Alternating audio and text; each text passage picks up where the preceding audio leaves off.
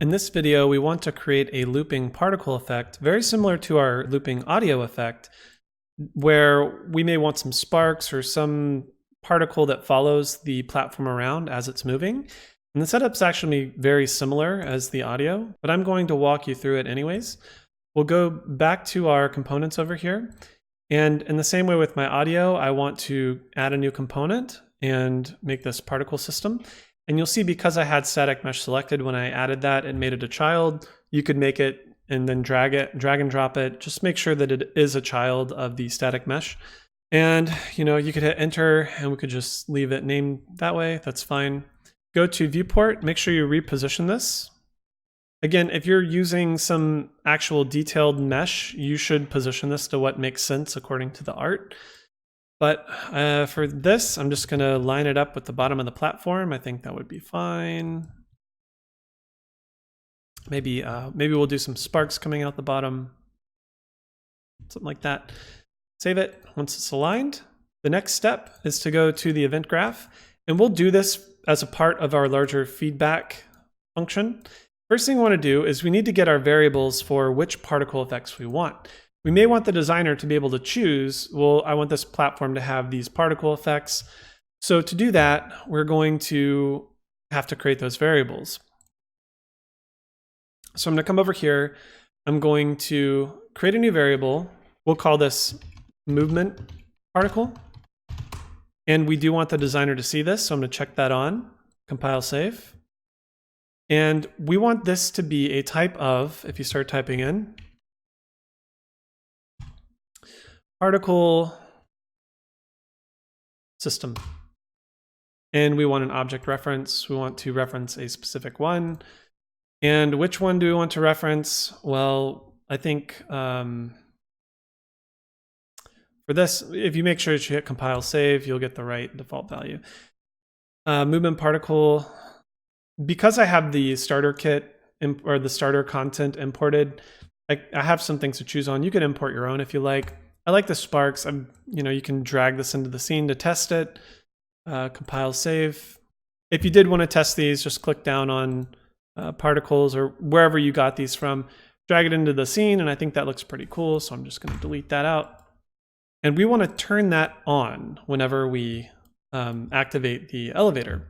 So just a quick reminder, on your particle system, I may not want a default. You might, in that case, you could specify it. But in this case, I also do not want this to be auto-activated. I'll turn that on when I need it. So make sure you disable this auto-activate. And now I want to actually turn this on. In order to do that, I need a reference to our particle system. Remember, this is our component that's following around our platform as it moves that we set up over here. So on our particle system, and off of that, we want to slot in a particular particle effect. This is going to be our movement particle. But in order to do that, we need to run a node called set template. And if you just type in set, you'll see some things pop up, and that's one way you can search for it. So I have my set template. It needs to know which particle component that it wants to put that into. And then it also needs to know which particle do you want to put into there. So I have my movement particle. So I'm going to drag that in. I'm going to get it. And I'm just going to put that right underneath here, right there. And I'm going to drag in. This is the particle system I want to put into this node right here, right? So we're just through code, we're just slotting this in. I'm going to drag into this set template. So we're putting that in there. We're putting it into this particle system, this particular one that the designer chose. Oh, I actually set a default value here. I'm going to clear this out. Just click that and clear. Because I don't want a particle effect by default. Again, if you are sharing a particle or a static mesh across multiple moving platforms, you could do that and that would be fine. So now I actually need to tell this particle system to activate. Remember, it's this particle system, this component that I want to activate. So I'm going to pull off of that. If you type in activate, off of particle system, it'll connect it in right here, and we are turning this particle on. Another thing that we may want to do is deactivate, right? So if we copy this particle system, or we could drag it down again over here, we drag off of that and say deactivate. When we turn it off, we want to turn off our looping particle.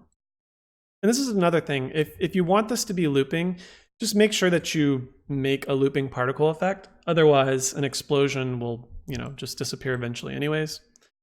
So I'm gonna pull that over here. So when we start the platform, we are going to turn on the particle effect that we chose, this movement one. And when we turn off the movement of the platform, we're going to deactivate it. So compile and save, minimize, save my level. One thing we want to make sure we remember is if we choose for this instance of this platform, this is the movement particle I want. So we could go over here, choose sparks, and the sparks will happen where we have it positioned across our moving platform blueprint. So now I'm just going to test this out over here. And you'll see this particle effect. You could line this up with a part of the static mesh or the art or whatever you want. And I think it's pretty cool. You could make your own. There are lots of tutorials for that as well. But if we turn this off, and we get our weird sound effects too. Again, you could find better ones for that as well. So we've made our looping particle effect. I think it makes sense to now try and make our one-shot particles so that maybe we have an inflection particle whenever this turns on to just really catch the player's attention so that they know, oh, that was a big thing that happened and I want to look this direction.